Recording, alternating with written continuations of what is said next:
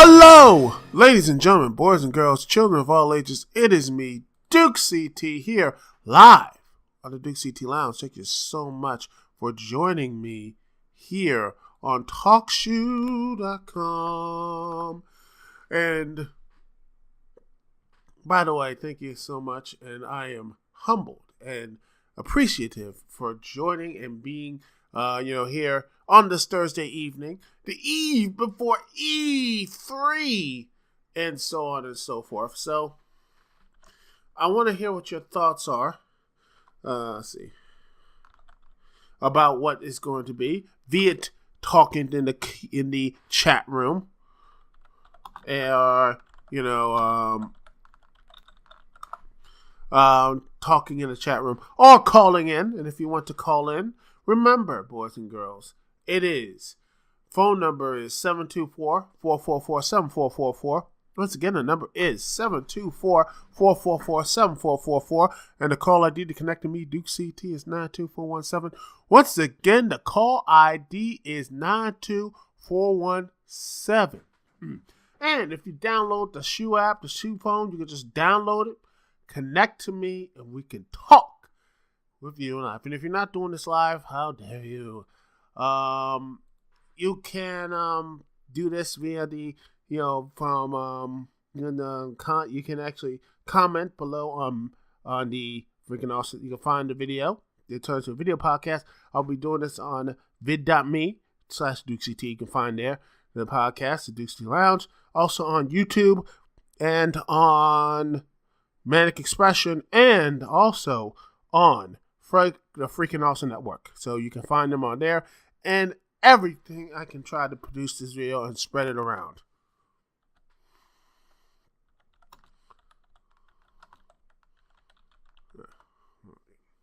So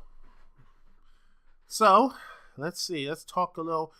What is going on? What is going on, ladies and gentlemen? It is. Let me set this up again. Sorry.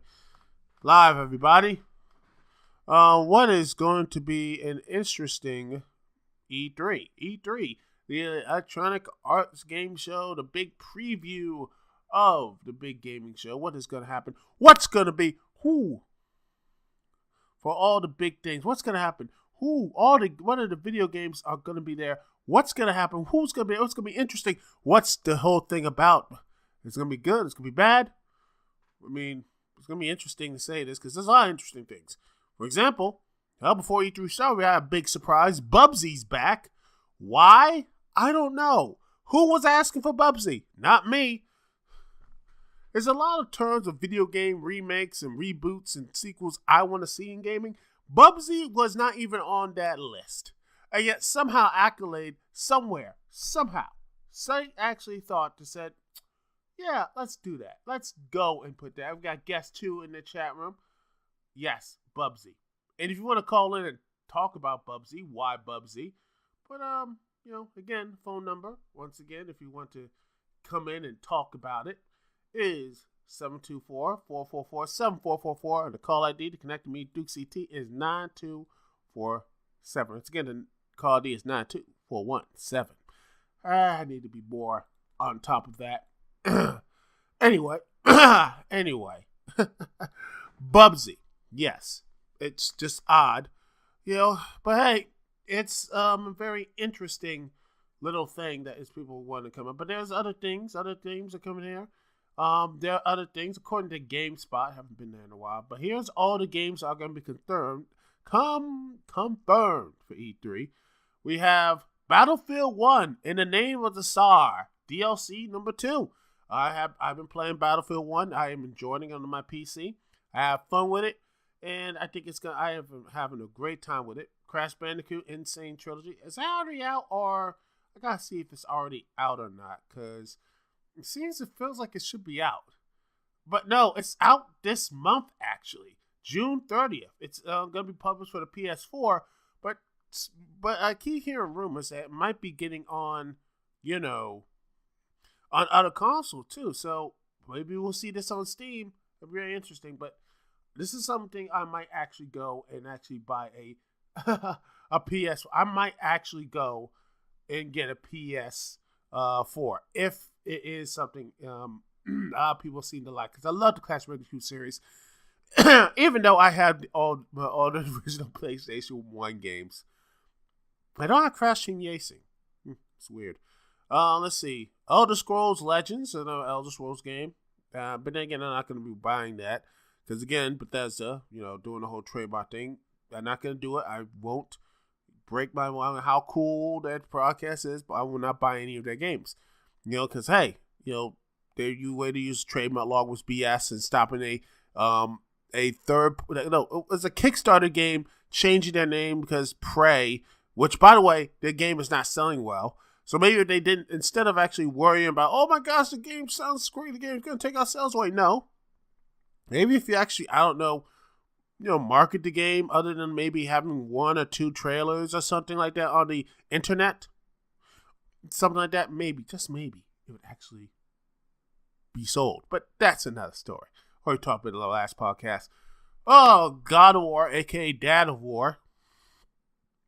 And I can't wait to see how they're going to make Kratos likable. Because over the past games, I don't know how they're going to make this dude likable. He's not a likable protagonist. In fact, he's an antagonist. Quite honestly, God of War Kratos is pretty much a villain, killing everyone. He's like, yeah, he kills the gods, which they're not super clean either, but the way he does it, he basically almost dooms the world and destroys it. He is legitimately a walking catastrophe. He is a walking antagonist. That's what he is. He is an antagonist. He is not a person who is a protagonist. He's an antagonist. I don't like many the most things of Greek legends are, but what else? Games I can't wait to. Oh no, Call of Duty World War II is going to be there, and yes, I can't wait for that thing's going to be how Activision is going to put like microtransactions and things that will piss people off, and then Call of Duty will lose even more sales because hey, they haven't learned. They will never learn. What else? What other games I can't wait to play? And honestly, I can't wait to see what type of games that other people are waiting for. It is going to be a very interesting experience. Let's see. Destiny 2? I still have the original Destiny, the bare bones Destiny. Haven't played that game after like 2 or 3. In fact, I was going to do a review on it, but it was so boring, so uninteresting, I didn't care for it at all. I understand they got the completed version out there, and it's all perfect and all good now, but yet, did you really need to have all the DLC and everything else to have a story? When I have a game, DLC should be the extra pieces, not the whole thing. DLC should not be like interesting stories should not be for, well, that's, for the game. Like, interesting stories should not just come in for, the DLC should have the story in it. No, the game, the story also be packaged. The DLC is just the extra, like, it's a nice, it's the nice extra stuff. You know what I'm saying? That's what it is. Also, but let's see what Destiny 2, maybe they've learned something. And they're all going to be in the PC this year, so that's going to be interesting. A couple sports titles I don't care for. Middle Earth. I would say Middle East Shadow War. That game would never be made. Okay, Middle Earth Shadow War. I heard they saw the new trailer. Looks really interesting. I have let's see. What was that? I have the previous the previous one. It is Shadow of Mordor. Yes, I have that, and it's a fun game. I really like it. It's something I can really, I can't wait to see if there's going to be more interesting to it. It looks like it's going to be a fun game. I can't wait. Yes, Little East Shadow War. Oh gosh, how fun would that be? Let's see. Sea of Thieves. We haven't heard. I want to believe in this in Rare because this looks fun. Even though it looks a bit like, the last trailer I saw was, YouTubers acting like, a bit of shouting like Markiplier and everything else. Like, oh my God, my ship. I'm like, no, please, no. Hopefully, as pirate ship MO looks good, this could be really good. Quake Champions, but that's the thing. I'm not getting that. Spider-Man, that looks pretty good. For all the things that happen, hopefully we'll have a nice game that's not connected to the movie or anything, but actually something that is connected, something that will help bring in, something that will celebrate the video game. Make a video game worthy of the Spider-Man license. No, because honestly, superhero video games can't all be like Batman. Star Wars Battlefront 2. I know we're not talking about the one back in the day, which was fun as hell. We're talking about the one that is finally maybe have a story in it and maybe, just maybe, actually have a game in there. Something good. And actually have that. Sure, you can have your DLC stuff, but like the game, I think previously had a DLC, but they actually built up, they had a strong game within it. Sure, it had some small part, but they had all these stuff. You had everything from every previous era of Star Wars, a celebration of Star Wars. And instead, from the last Battlefront game was just a remix stuff from a bare bones video game. I'm hopeful. Maybe EA actually got the message, and hopefully they actually said, okay, you know what, we need to, step our game up. Because after all the stuff from Mass Effect and everything else, the real bad, the design and everything else, maybe just we need to listen and say, you know what, we listen to you. Let's have this interesting storyline and everything else. And I know this probably is going like, yeah, right, but a little optimism never hurts. Okay, going to Nintendo side, you have Super Mario Odyssey, which I can't wait to play. That is going to be really fun. I think it's going to be something that a lot of people are going to be like, wow, this is going to be great. Because it looked good when it was first premiered. It looks like it's going to be Super Mario meets Sonic 06, but actually good. Yeah. What else? Let's see. Also, Star Wars Galaxy Heroes. I gotta look that up. It's just a mobile game. Don't care. The next one is going to be Splatoon 2, which my Switch comes next week. So I am going to be, that's the thing I'm going to be definitely pre-ordering. I can't wait to that. That's going to be fun. That's going to be really good. I can't wait to see more of that. Let's see, the Q2. No, don't care. Crackdown 3. I don't care about it at all. Does anyone? Hey. Legend of Zelda Breath of the Wild seems to be interesting and seems there's a ton of effort. Like, you can't complete that game. That's like, if you try to complete that game, that takes a lifetime to do so. Took like a month to 2 months for Gerard to complete that game. So, if I want to go and complete that game, it's going to take me at least maybe like a year to 100% that game. But, yes. I think that's going to be really good. Mario and Splatoon, that's going to look good too. Hopefully they continue their great service what they did with Splatoon with 1, which I still play 1 and everything else. Detroit Become Human, that's going to be one of the next choice games. I hope it's going to be good. Interesting stuff. But I still think the best Detroit video game basically is, Deus Ex Human Revolution. Can't beat that. Let's see what other stuff. Marvel vs. Capcom Infinite. I saw the roster and I'm like, nah, I'm good. I'm just gonna wait till Injustice 2 gets on Steam. That's all I'm gonna say about that. Let's see. Radiant Historia. That's going to Radiant Historia. A lot of people seem to be very interesting. A lot of people like that type of game. Coming to the 3DS, a lot of people seem to like that series. So, so here's hoping people are happy about that.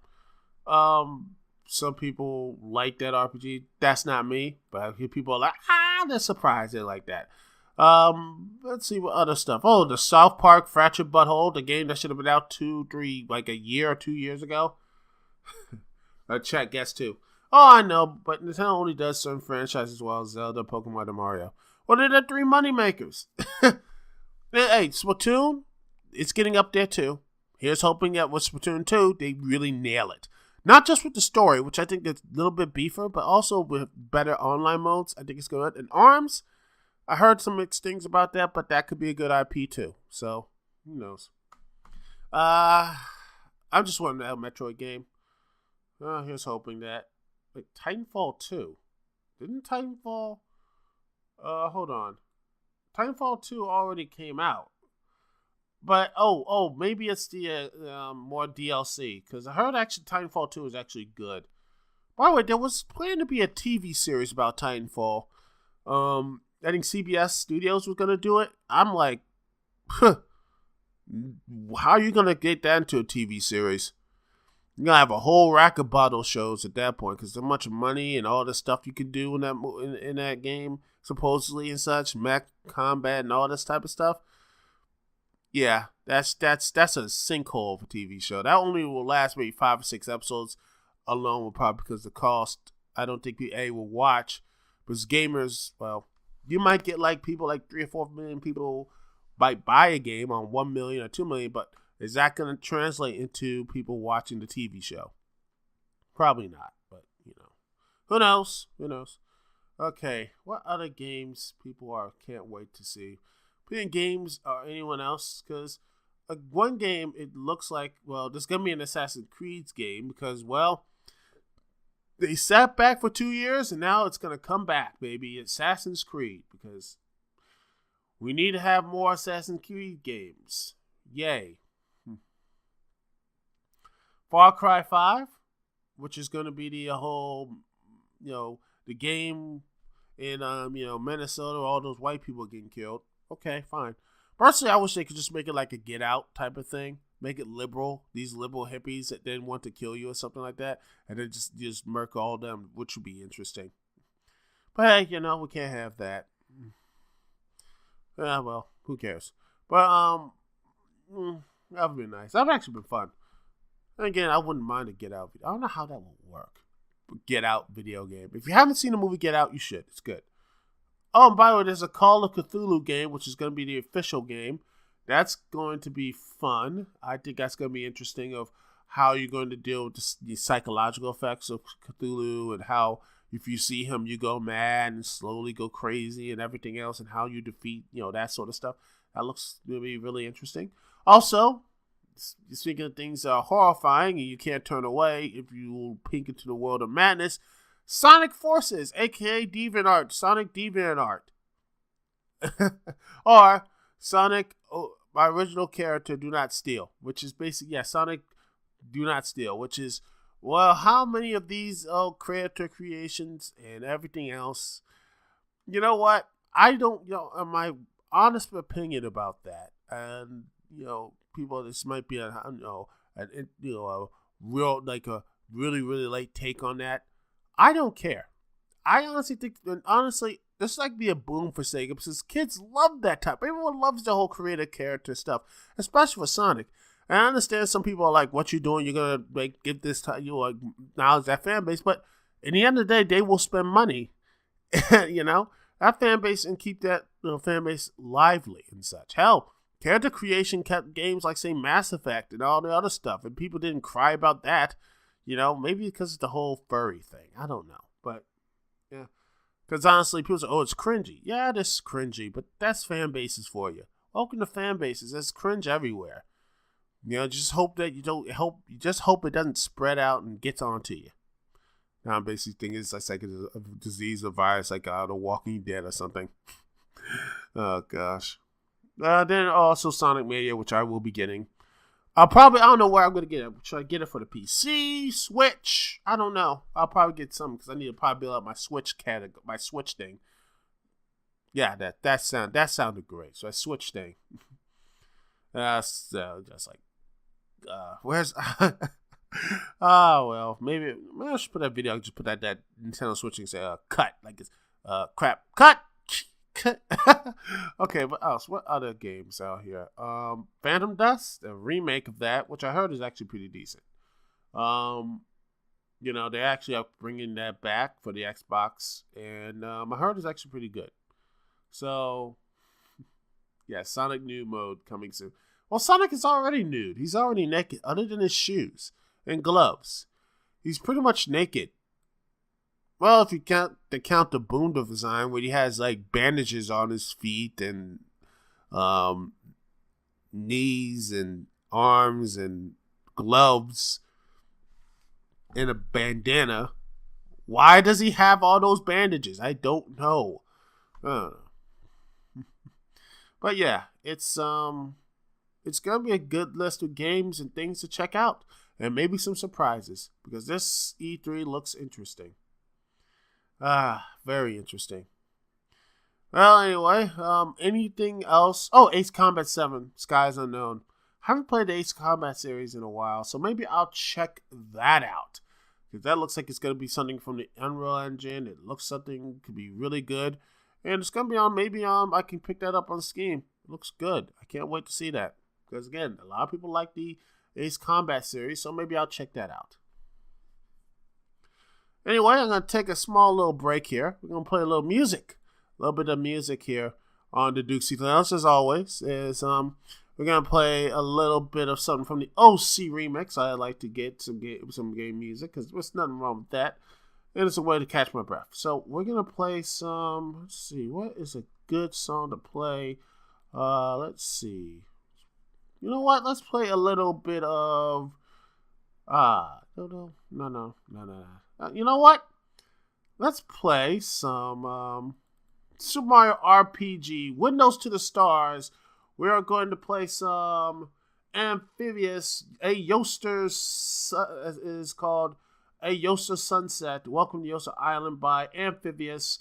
And you can get the album on ocremix.com. It's a great album. I love it. So take a listen here live on Dukect Lounge. We're right back. And after when we come back, we will be talking about, well, some wrestling here. We're going to be talking about Bayley, the Raw former women's champion, and what her booking was, and we'll talk about how they can get out, how WWE can get out of it, or is her character completely destroyed. We'll be right back right after this. Thank you so much for listening here live on the Dukect Lounge on TalkShoe.com.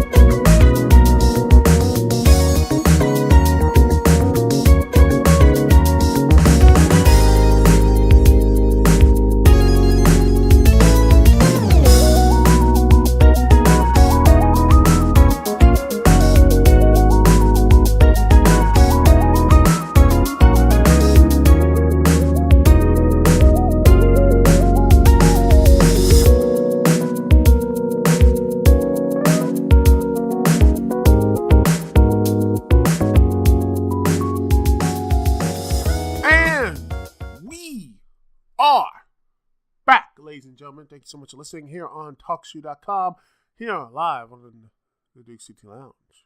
Thank you so much for joining me. And if you want to continue on this radical road here, hey, Demon Eater, how you doing? Hope you're enjoying well. Guy, upcoming guest, a guest here of a Discord chat. Hope you're feeling well, doing well. And also, remember, remember, if you want to check out the video, the edited version, the more streamlined version. Then again, well, it's not streamlined, it's edited. I wonder what a streamlined version of the Dukect Lounge podcast would be. Probably only lasts for 5 minutes, and you have to pay for the rest of it DLC. But, I won't ever do that to y'all. Unless I become a big company and a big-ass YouTuber, then people can force to pay my content or whatever. But until that day, you get all this for free. From me, Dukect. All right. But anyway, let's get to a subject that many people have talked about, including the freaking Awesome Network forums. This is a topic that has been on, something that a lot of people, it's message board here, and a lot of people are saying that, a lot of people have been asking this question after basically Extreme Rules, and a lot of people did not like this match. In fact, it was basically probably one of the worst matches of the night. Bayley versus Alexa Bliss. And holy crap, what it basically looked bad for Bayley. Bayley looked like, it was like, some people said this right here. I'll put the link in the description. It's basically Bayley can't recover from that shit. It's like, all right, and it's pretty much right here, the link in the description. And yeah, she was in the feud after Alexa Bliss took her title. She was not busy well. She looked like a complete fool the entire time. And in the end, and then she just got pinned. And I saw this like this was character assassination on the worst scale. It just dawned again. It shows me once again the WWE takes a simple character, someone who's a fan. And by the way, while building to this match, they had this awful This What You Like segment making fun of Bayley, or watching this stuff. Like, how dare you watch Monday Night Raw and SmackDown instead of hanging out with your friends? And then after that horrible, cringeworthy segment, they were actually, had to plug the WWE Network. I'm just like, they are so goddamn tone deaf. They're tone deaf. They don't know what they're doing.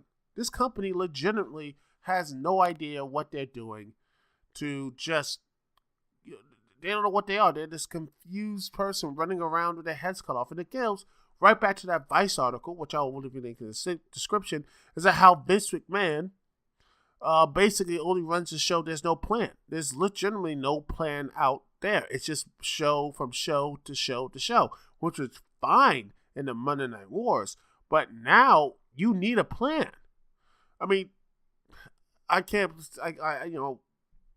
this seriously has to be said, but Lucha Underground can basically sit back and actually have a plan from A, B, and C to all this other, like every wrestler doesn't have to be on the show, but they have character. They have small little moments of getting their character over and such. You build up friendships. You build up betrayals. Hell, you had Aerostar and Phoenix, get destroyed. Only lost their Trios championships by Drago, but he betrayed them and such, and it felt more because you got to know Drago. You got to know Phoenix and Aerostar. You got to know these guys were friends. They actually liked each other, actually liked being around these people.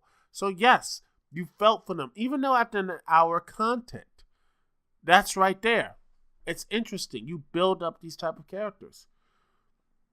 Here, they have no type of build up or anything else. You made Bayley look like a complete loser. You told everyone a loser. Everyone didn't care. And now it's to a point that you wonder, you have to look at these characters. You wonder why you even put you people are saying Asuka, like myself, and Asuka go up. You hope they go up to SmackDown. At least even if you're spinning your wheels on SmackDown, it's a lot better on Raw. Because at least SmackDown actually features, by the way, it's an hour shorter. I know 205 Live is there, but seriously, no one cares about 205 Live. But it shows women on SmackDown actually mean something. They matter. Raw, with 3 hours, they get less time, less focus, less everything else.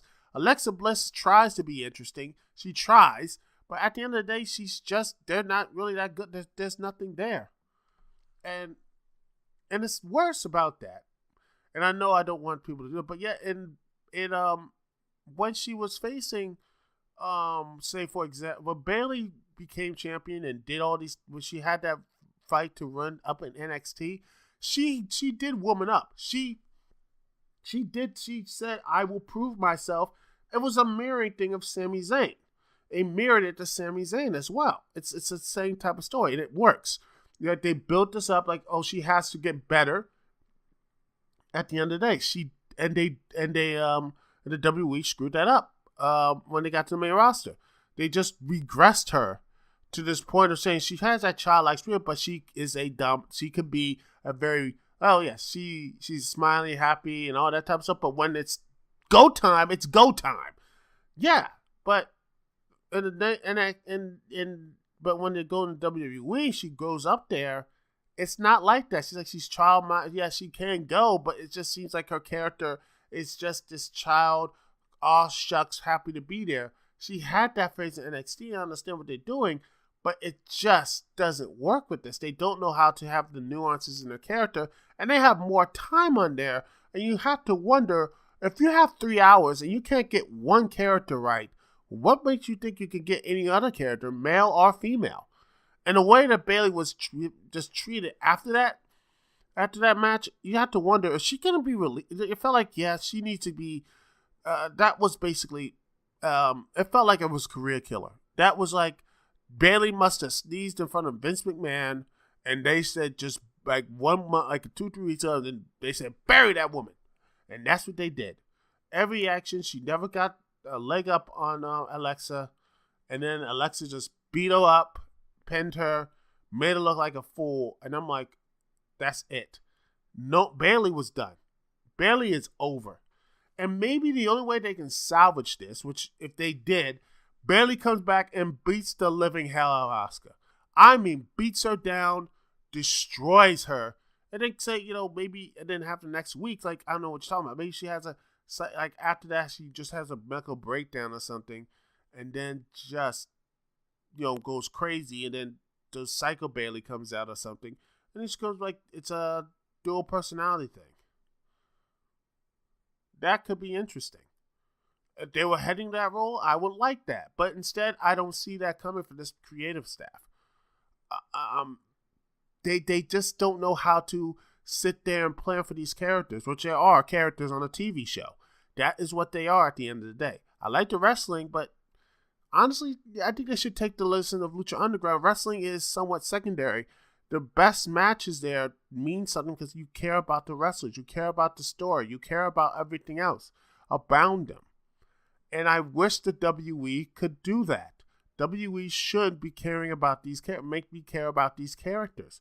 Hell, honestly, the best part of Raw that week was actually Samoa Joe's running with Paul Heyman, because I knew about Joe's backstory and when he was built up on Raw and everything else.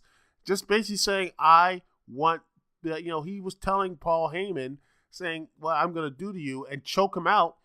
It just says, and just this monstrous way, told him why he was going to do it, just to get this message to Brock Lesnar. And I love how Paul Heyman, which is pretty much what he does, he built him up, and where he says that you're going to take something away from Lesnar, and that type of thing. And I can't wait to fight, even though it could be a squash match. But yes, this looks like it could be fun, and it looks like something it could be. You built this up, and at the end of that segment, Joe and Paul Heyman, everyone's saying, we want Brock, and he gets the microphone. You couldn't hear it. It was functioning, but I could hear it, and it says, so do I. And I'm like, yeah, that's it. That's actually, you really are invested in seeing Joe could do this.